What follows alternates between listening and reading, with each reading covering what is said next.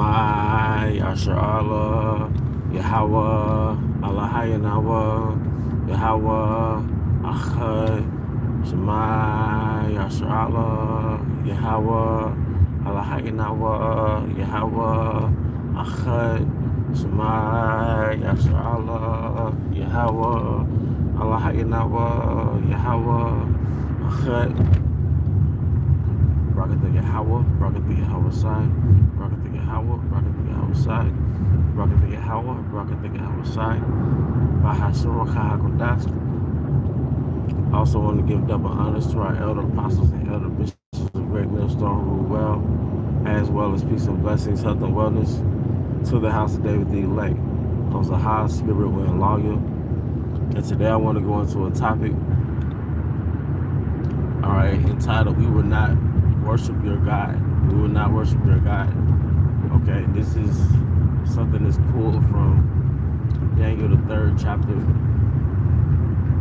Okay, when it goes into the account of Hananiah, Mishael, and Azariah, and whose Babylonian name is Shadrach, Meshach, and Abednego.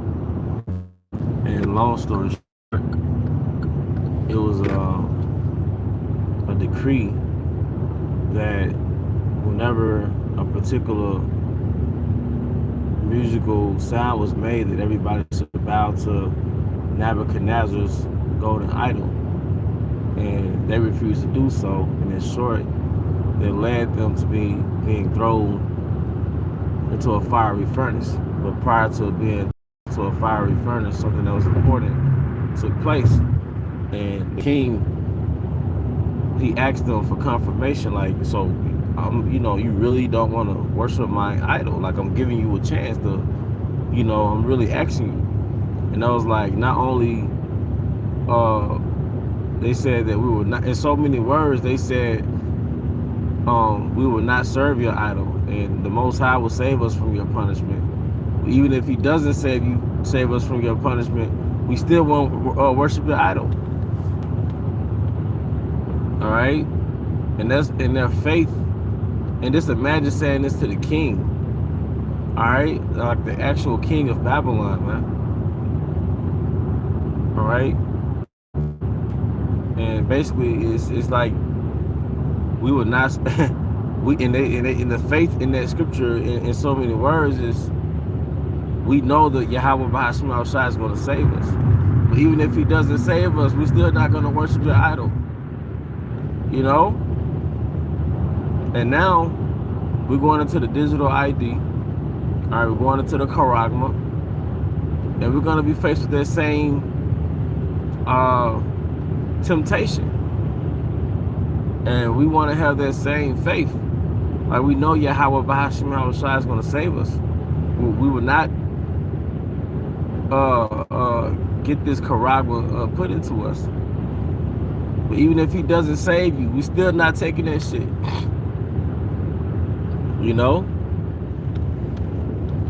And while we're in the book of Daniel, now that I meditate on it, it's a powerful book. Why was it a powerful book? And it was full of temptations. Whether it's the 3 holy men being thrown into a furnace and being delivered by Yahweh Bahashim Shai, and also being visited in the actual deliverer, Yahweh Shai was there with them.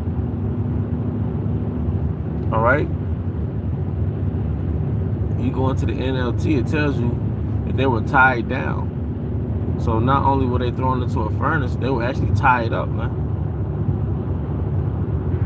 All right, but when the king went to see them through the furnace, they weren't even tied up. That was just basically, hey, they was in the furnace, and they weren't touched. But he also said he saw a third man who looked like the son of the Most High, which was Yahweh Shai. All right.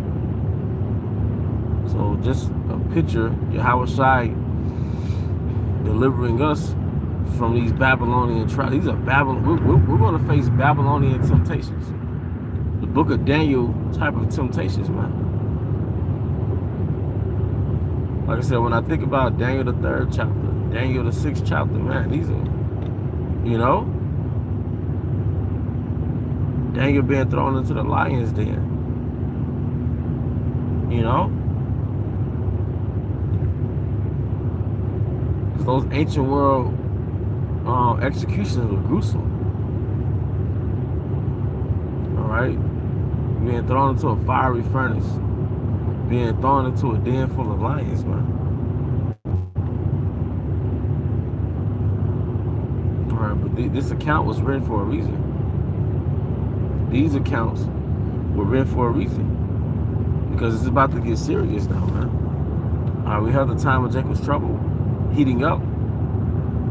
But on top of that, man, we're going to have Book of Daniel-like temptations, man. Some of us have kids. Our baby mom's going to put pressure on us. You know, but our kids are going to eat, man. But the mindset is, no matter no matter what doesn't happen, no matter what happens or doesn't happen, we're not taking a charagma. No matter what happens or doesn't happen, we're not taking a charagma. That's what we do know.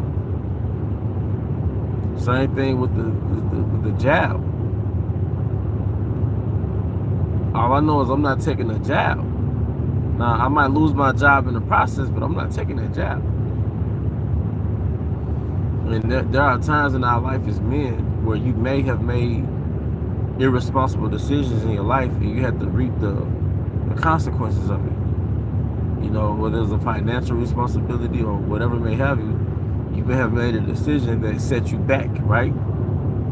But when it comes to Yahweh Bahashim Hawashai, right, we're sure of ourselves in this decision because we know what the rule is. We know what we're supposed to do and what we're not supposed to do. And we know we're not taking that shit.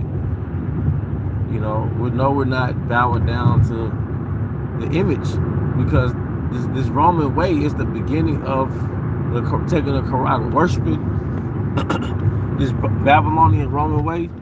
That's the first step into taking a charagma. All right.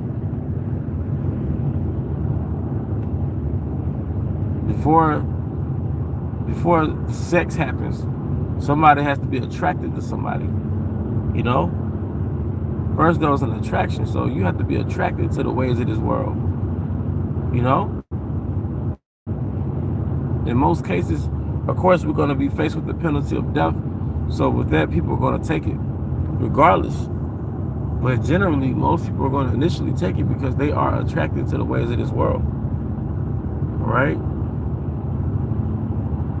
If that charagma was like a ride and these people are like a woman, well, in most cases, that woman had to be attracted to you for her to open up her legs to you and receive that all, you know?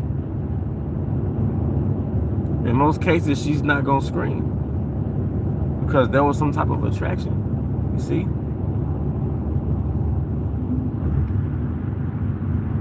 It was like you went on some type of date and you got to pick a choice if you wanted to continue to date that person. So by taking a charagma, you said, no, I want to continue to date this kingdom. I want to continue to be here. You see? So there has to be some type of attraction to take the accent, to take the charagma. All right? And when you deal with people, all right, who took the jab, you know, when you deal with people who took the jab and who are going to take the charagma, part of it is survival mode, but the other part is really people just like this shit, man. The scripture says the elect, they love not their lives unto the death. Don't you understand this book was written about us? All right? And people are laughing. Niggas like Drewski are laughing, but things are about to happen, and you're gonna look for answers. And you know, pretty much most people know the general doctrine of the quote-unquote Hebrew Israelites. So they know about the charagma. They know about the color of Yahushua. They might even know about the so-called UFOs. They know the general doctrine. So when shit hit the fans, especially the real prophets, they're going to be of value. Because you're going to experience things that you heard men of the Lord talk about. You see? we're going to be valuable in that time.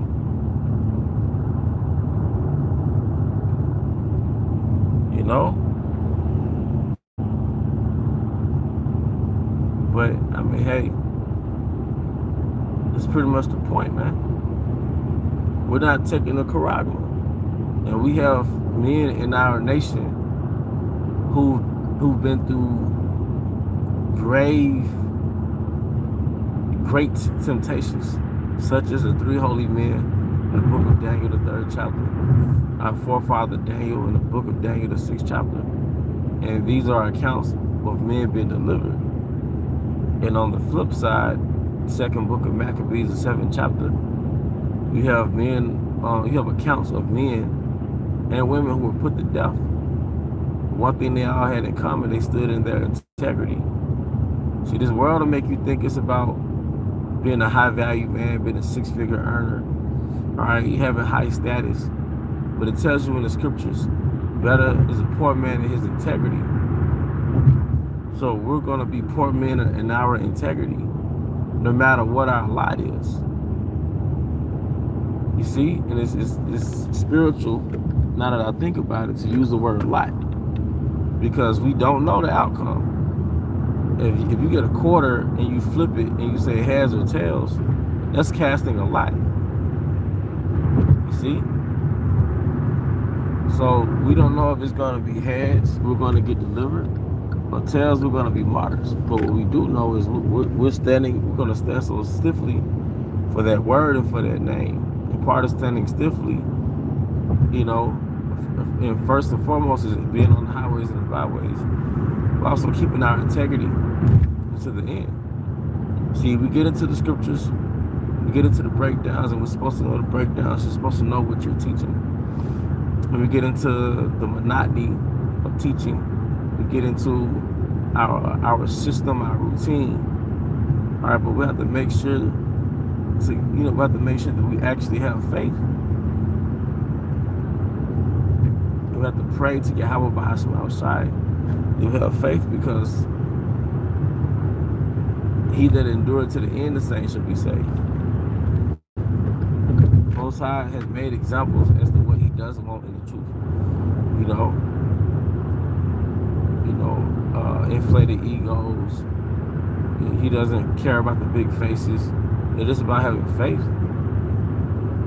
Fulfill your lot, fulfill your role in this ministry. But ultimately, our faith is what's going to save us, man. But once again, we know one thing: we're not taking a charagma. All right, but that's pretty much the point, man. All right, this dragon is real. He's getting real draconian, man. All right, but with that, I hope this was of edification. Once again, I want to give all honor and glory to Yahweh Bahasham Yahushai, Bahasham Kahakadash. I also want to give them honors to our elder apostles and elder bishops of Great Millstone Root Well. Peace and blessings, health and wellness to the house of David the elect. Abba Baal, Kom Yahshua, Shalom.